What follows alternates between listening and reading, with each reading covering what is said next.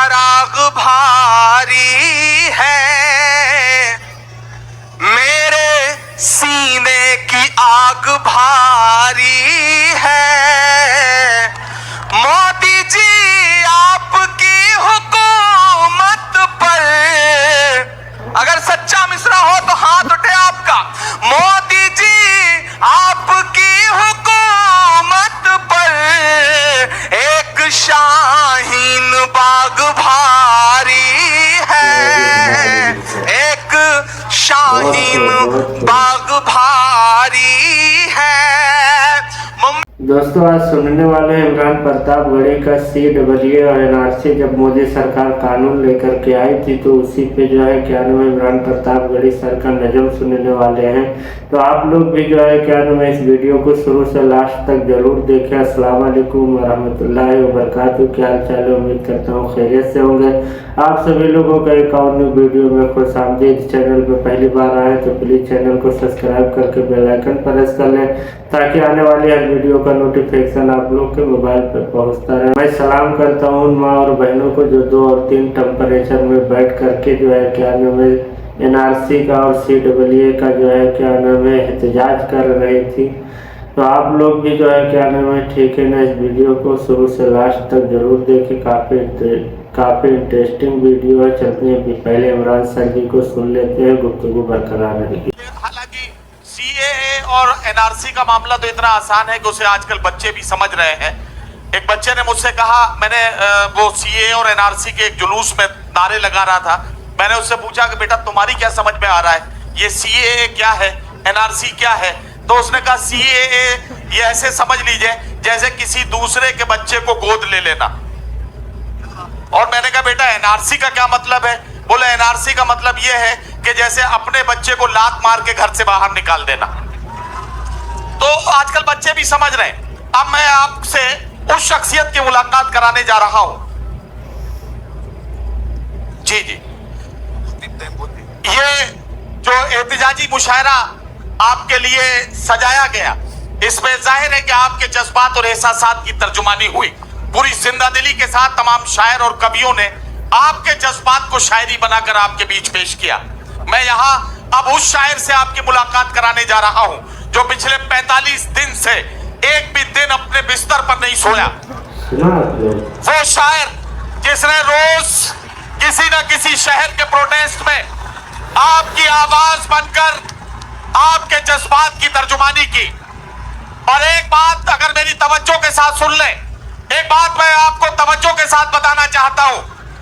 आज लखनऊ में जब 26 जनवरी का जब प्रोटेस्ट का मौका था, घंटाघर में इमरान को पहुंचना था। लखनऊ के पुलिस कप्तान ने, और आजकल तो कमिश्नर है वहां, कमिश्नर ने फोन करके इमरान को बोला कि इमरान साहब अगर आप लखनऊ में आएंगे तो हमें आपको अरेस्ट करना पड़ेगा।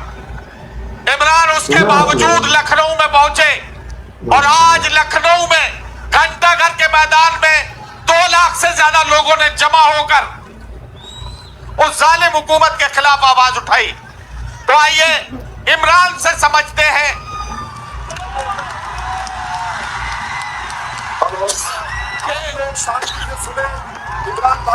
CAA, NRC और NPR के खिलाफ इस एहतजाज में आपका अपना नुमाइंदा इमरान प्रतापगढ़ी माइक पर आ गए। तालियों की गूंज में इस्तकबाल कीजिए। जोरदार तालियां दोस्तों, जोरदार तालियां। तालियां कमजोर है आपकी, तालियां कमजोर आपकी दोस्तों। सलाम करता हूं आपकी मौजूदगी को।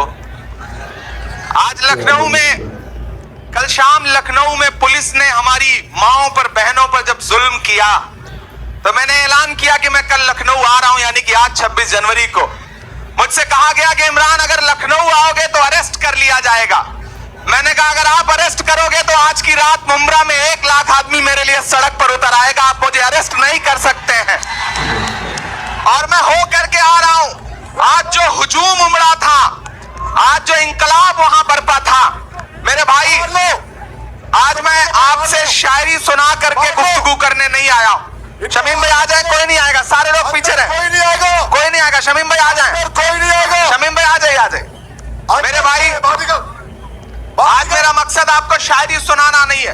अंदर कोई नहीं आएगा ग्राउंड में। मैं सलाम करता हूं शमीम साहब को कि जब पिछले 25 दिसंबर को यह मुशायरा होना था जो हर साल होता है, तो शमीम भाई से मेरी बातचीत हुई। मैंने शमीम भाई से कहा कि शमीम भाई, जब 2 डिग्री टेम्परेचर में शाहीन बाग में हमारी माएं बैठी हों तो हम मुशायरा करें तो ये अच्छी बात नहीं है। शमीम भाई ने कहा इमरान भाई, लाखों रुपए खर्च हो चुके होंगे प्रचार पे, स्टेज पे, लेकिन हम कैंसिल करते हैं ये मुशायरा, इसे नहीं करेंगे। लेकिन इस बार मैंने खुद इन्हें फोन करके कहा कि शमीम भाई, 26 जनवरी जमहूरियत के जश्न का दिन है, एहतजाज के नाम पे मुशायरा करिए, लाखों लोगों को इकट्ठा करिए और दिल्ली में बैठे हुए लोगों को बता दीजिए कि हम तुम्हारे खिलाफ खड़े हैं, हम तुम्हारी बात के खिलाफ खड़े हैं। मैं आज आपको शायरी सुनाने नहीं आया हूं मेरे भाई, मैं आपसे यह कहने आया हूं कि मैंने सिर्फ लफ्जों में, मैंने सिर्फ आशार में एनआरसी और सीए की मुखालफत नहीं करी है। पिछले 45 दिनों से अपने माथे पर बांध करके लिख करके घूम रहा हूं कि हम तुम्हारी एनआरसी को नहीं मानते, हम तुम्हारी सीए को नहीं मानते हैं। आखिरी शख्स के तौर पर आपके बीच खड़ा हूं। 20-25 मिनट का वक्त है, आधे घंटे का वक्त है मेरे पास। मैं 10 मिनट का वक्त लूंगा, ज्यादा नहीं, क्योंकि 45 दिन से नारे लगाते लगाते आवाज जो है वो बिल्कुल इस मुल्क की हालत जैसी हो गई है। मैं 4 मिसरे पढ़ देता हूं कि जुल्मतों पर चराग भारी है, जो पिछले 45 दिन की मेरी हिम्मत है उसके लिए मुझे में आपका साथ चाहिए। मैंने नहीं पढ़ा कोई मुशायरा, मैं नहीं गया किसी जलसे में, मैं खड़ा हुआ था माओं के साथ, बहनों के साथ, बेटियों के साथ, मैं खड़ा हुआ था जामिया के बच्चों के साथ। मैं जानता था कि मेरा फर्ज है कि मैं इस वक्त उनके साथ खड़ा नजर आऊं। मैं पढ़ता हूं, मैंने कुवैत का मुशायरा छोड़ा, मैंने हिंदुस्तान के मुशायरे छोड़े। मैंने कहा कि इमरान की जरूरत इस वक्त हिंदुस्तान की सड़कों को है, मुशायरों को नहीं है। मैंने वो काम किया है। मैं 4 मिसरे पढ़ता हूं कि जुल्मतों पर चराग भारी है, मेरे सीने की आग भारी है, मोदी जी आपकी हुकूमत पर, अगर सच्चा मिसरा हो तो हाथ उठे आपका, मोदी जी आपकी हुकूमत पर एक शाहीन बाग भारी है, एक शाहीन बाग भारी है। मुमरा वालों, फिरौन की है, नमरूद की है, फूलों से जंग बारूद की है। इस बार तो डरना नामुमकिन, इस बार तो बात वजूद की है। इस बार तो डरना नामुमकिन, इस बार तो बात वजूद की है। मिट जाएंगे, मर जाएंगे, मत समझो के डर जाएंगे। तुम आंसू गैस चलाओगे, हम चीखेंगे चिल्लाएंगे, पर कागज नहीं दिखाएंगे, नहीं दिखाएंगे। अमित शाह साहब कहते हैं कि हम 1 इंच पीछे नहीं हटेंगे।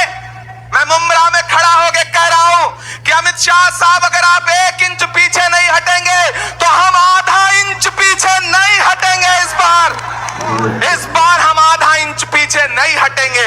और मुमरा वालों, लड़ाई आप जीत चुके हैं, जीत चुके हैं, परेशान है वो, बौखला गए हैं, बौखलाहट में बहुत कुछ कह रहे हैं। योगी जी कह रहे हैं कि खवातीन को उतार दिया गया है, औरतों को चौराहे चौराहे बैठा दिया गया है। अरे योगी जी, आपने घंटा घर की उन महिलाओं के वीडियो नहीं देखे हैं जो अपनी पीठ पर, अपने पेट पर अपने बच्चों को बांध करके इंकलाब का नारा लगा रही हैं। मैं उन्हें देख रहा हूं तो मुझे रानी लक्ष्मीबाई नजर आ रही हैं, मुझे ज्योतिबा फुले नजर आ रही हैं, मुझे बेगम हजरत महल नजर आ रही हैं। अपनी जबान सुधारिए। अमित शाह साहब, आप जो बोल रहे हैं दरअसल वो गृह मंत्री की जबान नहीं है, वो गुंडे की जबान है। अपनी जबान को सुधारिए, आइए लोगों से संवाद करिए, इनसे बात करिए। ये कह रहे हैं कि हम आपके काले कानून को नहीं मानेंगे। मैं एक नज्म पढ़ता हूं कि होश वालों सुनो, ऐ दीवानों सुनो, तैयार रहिएगा।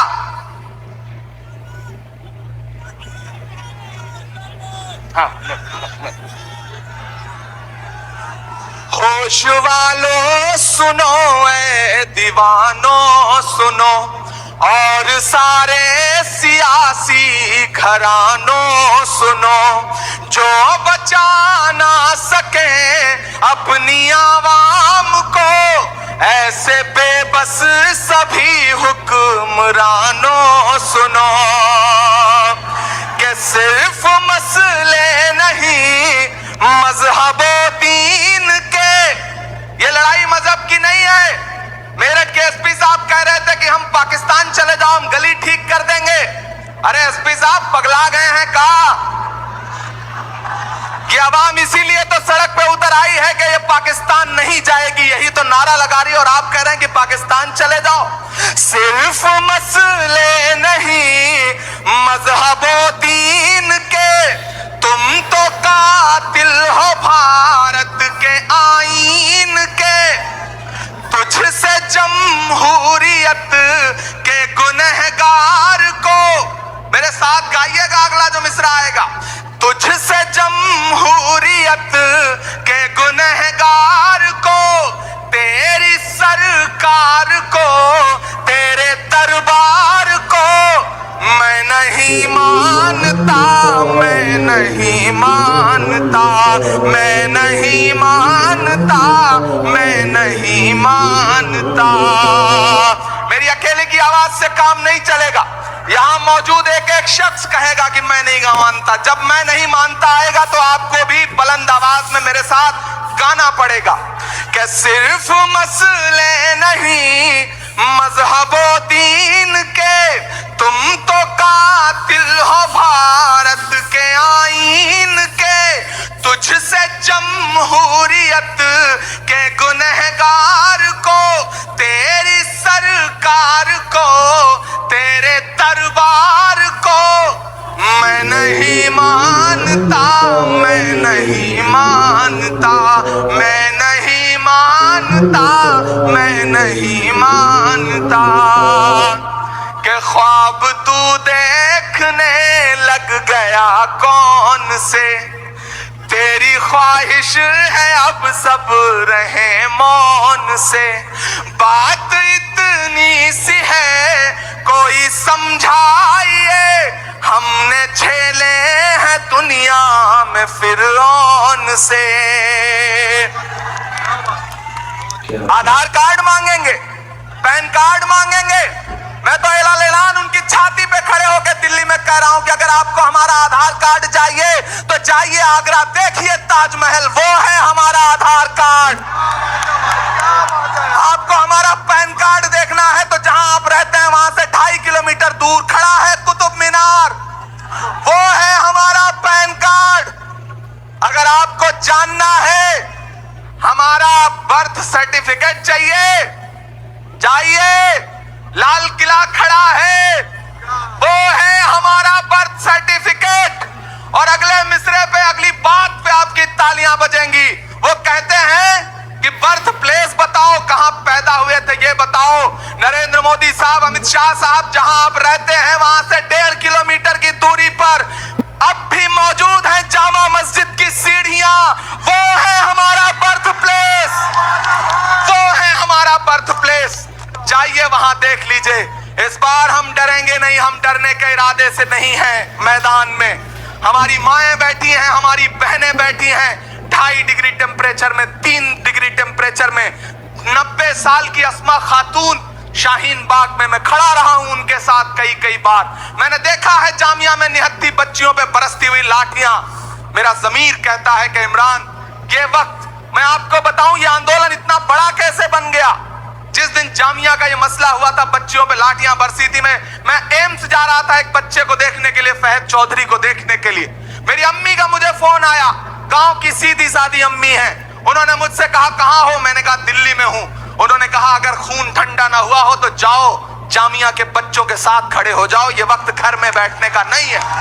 ये आंदोलन इसलिए बड़ा बना है, ये आंदोलन किसी इमरान, किसी शमीम की वजह से बड़ा नहीं बना है मेरे भाई। ये आंदोलन 90 साल की अस्मा खातून की वजह से बड़ा बना है। ये आंदोलन मुंब्रा में भी जो माएं बहनें बैठी हैं सीए के खिलाफ, एनआरसी के खिलाफ, उनकी वजह से बड़ा बना है। मैं उन्हें भी सलाम करता हूं। मैं दुनिया की तमाम उन बहन बेटियों को सलाम करता हूं जो मुसलसल लड़ रही हैं। और आपसे भी कहता हूं, डरना मत। इस वक्त अगर पुलिस एक लाठी मारती है, अगर आपके खिलाफ एक मुकदमा करती है, तो वो तमगा है, उसे इनाम समझो। मैं आज जा रहा था तो मुझसे कुछ लोगों ने कहा कि मत जाओ, लाठी चल सकती है, जेल जा सकते हो।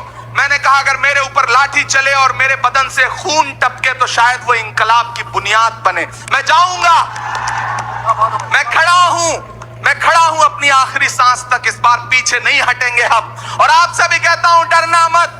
तुम वो हो जिनके अजदाद ने दरियाओं के सीने चाक किए हैं।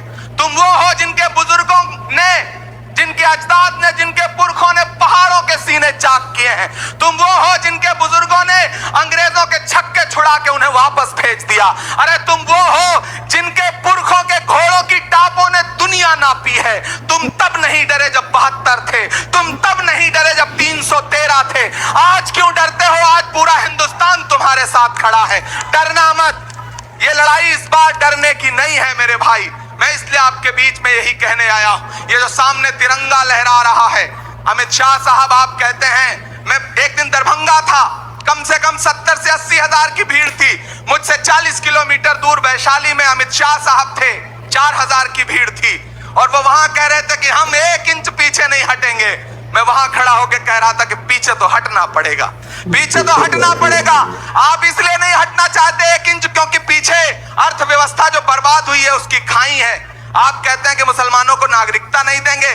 मैं आपको बताऊं, ये मुसलमानों को सिर्फ नागरिकता नहीं दे रहे हैं, पाकिस्तानी मुसलमानों को, बल्कि पद्मश्री भी दे रहे हैं। कल अदनान सामी को नागरिकता के अलावा पद्मश्री भी दी। ये झूठे लोग हैं। अमित शाह साहब और नरेंद्र मोदी साहब झूठे हैं। योगेंद्र बहुत अच्छी बात कहते हैं कि हमने बड़े निकम्मे प्राइम मिनिस्टर देखे, बड़े खराब प्राइम मिनिस्टर देखे, लेकिन इतना झूठा प्रधानमंत्री कभी नहीं देखा। ये झूठे लोग हैं।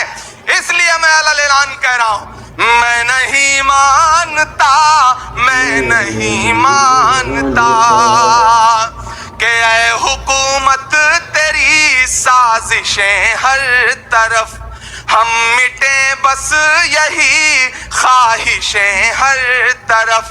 पहले पानी बरसता था पर आजकल, जामिया के बच्चे की लाइब्रेरी में घुस के आंख फुड़वा दी, एक आंख उसकी फूट गई। अमित शाह साहब, हो सकता है हम आपको पसंद ना हो, हम आपको वोट ना देते हो, लेकिन रिश्तों की ये नाजुक डोरी तोड़ी थोड़ी जाती है। अपनी आंखें दुखती हो तो फोड़ी थोड़ी जाती है। आप आंख फुड़वा दे रहे हैं मुंब्रा वालों। मैं ऐलान ये कह रहा हूं कि पहले पानी बरसता था पर आजकल खून ही खून की बारिशें हर तरफ। इस कहानी के खूंखार किरदार को, जालिमों कातिलों के मददगार को मैं नहीं मानता, मैं नहीं मानता, मैं नहीं मानता, मैं नहीं मानता। शमीम भैया मेरी बात सुनो। नहीं, ये जश्न का दिन नहीं है, ये नहीं, ये गलत बात है, गलत बात है। प्लीज नारा लगाओ, ये जश्न का दिन नहीं है। अरे कमजोर कमजोर आवाज है, ऐसे काम नहीं चलेगी। मैं 45 दिन से नारा लगा रहा हूं, आज आप मेरी आवाज बैठी है तो मेरी आवाज से बुलंद आवाज में नारा लगाओ। अरे इंकलाब, अरे इंकलाब। मेरे भाई सरकार डरी है। बंगाल जीतना चाहते थे लेकिन वहां ममता बनर्जी शेरनी की तरह अड़ गई है। मैं तो अभी गया था बंगाल, मैंने वहां खड़े होकर मोदी जी से कहा कि सूरज है यहां पर कोई जुगनू न चलेगा, तू कितना भी सर पटके यहां तू न चलेगा। ममता नहीं साक्षात है दुर्गा तेरे आगे, दीदी पे किसी मोदी का जादू न चलेगा। मैं बंगाल में कह के आया हूं, वो बंगाल जीतना चाहते थे। जब चाणक्य ये कहते हैं कि क्रोनोलॉजी समझिए तो ये समझ लीजिए कि वो झूठ बोल रहे हैं। लेकिन इस बार चाणक्य की चाणक्य ही चली गई, झारखंड हार गए। इमरान भाई आधे मिनट का मौका दे दीजिए बस। दिल्ली हारने जा रहे हैं। आधे मिनट में एक बात कह लेने दीजिए। इमरान भाई के पढ़ने के बाद में हमारी आखिरी शायरा मोहतरमा शबीना अदीब साहिबा को भी अपना कलाम पेश करना है। मैं ये इत्तला आप तक पहुंचा रहा हूं। अब इमरान प्रतापगढ़ी को हम सुन। दिल्ली हारने जा रहे हैं और एक दिन ऐसा आएगा मुमरा वालों कि तानाशाह को दिल्ली की गद्दी से भी हटना पड़ेगा और हम देखेंगे, लाजिम है कि हम भी देखेंगे। नज्म पर बवेला हुआ, FIR हुआ। मैं चाहता हूं आखिर में मेरे साथ यही नज्म गा दो फैज की। आज शायरी सुनाने का दिन नहीं है, मेरे साथ गाना। हम देखेंगे, लाजिम है कि हम भी देखेंगे, हम देखेंगे। सिर्फ ये आगे वाले गा रहे हैं, आप लोगों को क्या दुश्वारी, आप लोग क्यों नहीं गा रहे? बड़ी अजीम नज्म है, फैज की नज्म है, इसे गाइए, मेरे साथ गाइए। हम देखेंगे, लाजिम है कि हम भी देखेंगे, हम देखेंगे वो दिन के जिसका वादा है, जो लौहे अज़ल में लिखा है। हम देखेंगे, लाजिम है कि हम भी देखेंगे, हम देखेंगे कि जब जुल्मो सितम के कोहे गरा रूई की तरह उड़ जाएंगे। हिटलर को भी बहुत गुरूर था, लेकिन एक दिन दुनिया ने देखा कि हिटलर अपने कमरे में खुदकुशी करके मर गया था।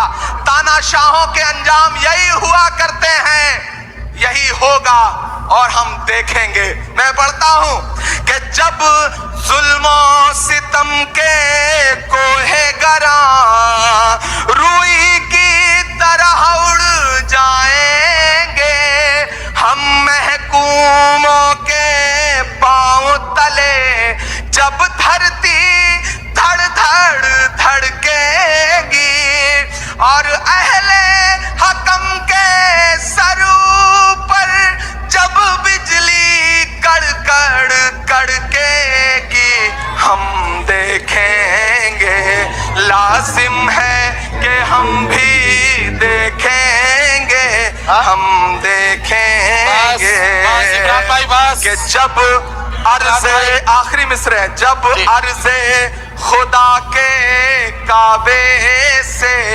सब बुत उठवाए जाएंगे, जब अर्ज़े खुदा के काबे से सब बुत उठवाए जाएंगे, हम अहले सफा मरदूदे हरम मसनद पे बिठाए जाएंगे, सब ताज उछाले जाएंगे, सब तख्त गिराए जाएंगे, हम देखेंगे, लाजिम है कि हम भी देखेंगे, हम देखेंगे। अरे